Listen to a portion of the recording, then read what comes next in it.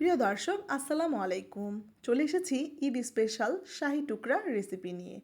আজকে কিন্তু আমি আপনাদের এই শাহি টুকরার রেসিপিটি তৈরি করে দেখাবো। এটা একটি রাজকীয় খাবার, আর এই খাবারটি কিন্তু খুবই রিচ ফুড। আর যত কিছুই বলি না কেন, সব রিচ ফুডই খুব তৈরি করতে ঝামেলা, কিন্তু এই শাহি টুকরা তৈরি করতে খুবই সহজ এবং কম উপকরণের সাহায্যেই কিন্তু আমরা এটা তৈরি করে ফেলতে পারি। তো এটা যদি আপনার বাসায় ব্রেড, চিনি বা দুধ থাকে তাহলে এটা তৈরি করতে পারেন। সাথে যদি কিছু কিশমিশ বা বাদাম থাকে তাহলে তার কোনো কথাই নেই। তো welcome back to my channel Jahima's kitchen. চলুন দেখে আসি আজকের এই রেসিপিটি। আশা করি আপনাদের কাছে ভালো লাগবে। আর ভালো লাগলে অবশ্যই আমার ইউটিউব চ্যানেল জাহিমাস কিচেন এবং ফেসবুক চ্যানেল জাহিমাস কিচেনে ফলো এবং সাবস্ক্রাইব করে দেবেন। তো এখানে আমি 3 কোণা ব্রেড নিয়ে নিয়েছি, আর এটাকে আমি সাইড করে কেটে নিলাম। এখন আমি 2 চামচ পরিমাণ ঘি এখানে দিচ্ছি, আর সামান্য আমি এখানে সাদা তেল ইউজ করছি, আপনারা এটা স্কিপ করলেও পারেন। তো আমি এটাকে সুন্দরভাবে টোস্ট করে নেব।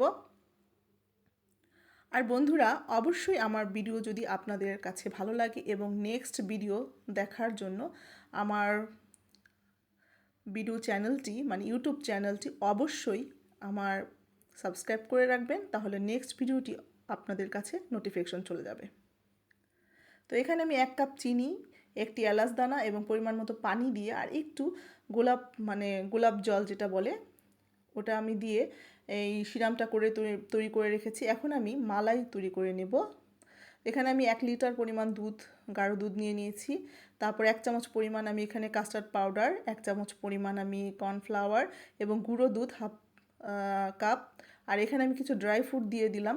এটাকে আমি সুন্দরভাবে এখন মালাই তৈরি করে নিব এবং হাফ কাপ আমি এখানে চিনি ইউজ করলাম। আর কনডেন্স মিল্ক আমি এখানে 1 চা চামচের থেকে একটু বেশি পরিমাণ নিয়ে নিয়েছি। তো এটাকে সুন্দরভাবে আমি শাহি টুকরা জন্য মালাই তৈরি করে নিলাম। দেখেন আমার এটা হয়ে গেছে। আর আমি এখানে সামান্য, একদম সামান্য একটু সল্ট ইউজ করলাম। সেটা আপনাদের স্কিপ করতে পারেন যারা মিষ্টি খাবারে আর কি লবণ ইউজ করেন না। আমি এখানে করি। তো এখন আমি এটা পরিবেশন করে নিচ্ছি। ব্রেডগুলো আমি সাজিয়ে নিচ্ছি। এটা কিন্তু খুবই একটি ইজি, আমার মনে হয় যে শাহি খাবারের মধ্যে এটা খুবই ইজি একটি রেসিপি। আপনারা যখন তখন এটা তৈরি করে খেতে পারেন, আর গেস্ট আসলেও যখন তখনই আপনারা ঝটপট করে এটা তৈরি করে ফেলতে পারেন।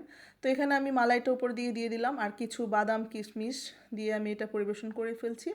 তো কেমন লাগলো অবশ্যই জানাবেন। আর দেখেন কি সফট, আমার ভিতরটা ক্রিস্পি আর ওপরটা মালাইটা সফট, এত টেস্টি একটি খাবার। অবশ্যই তৈরি করে বাসায় খাবেন, তাহলেই আপনারা বুঝতে পারবেন।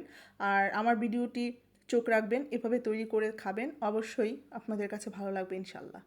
তো সবাই আমার জন্য দোয়া করবেন, আর আপনাদের সবার প্রতি ভালোবাসা রইল। ধন্যবাদ।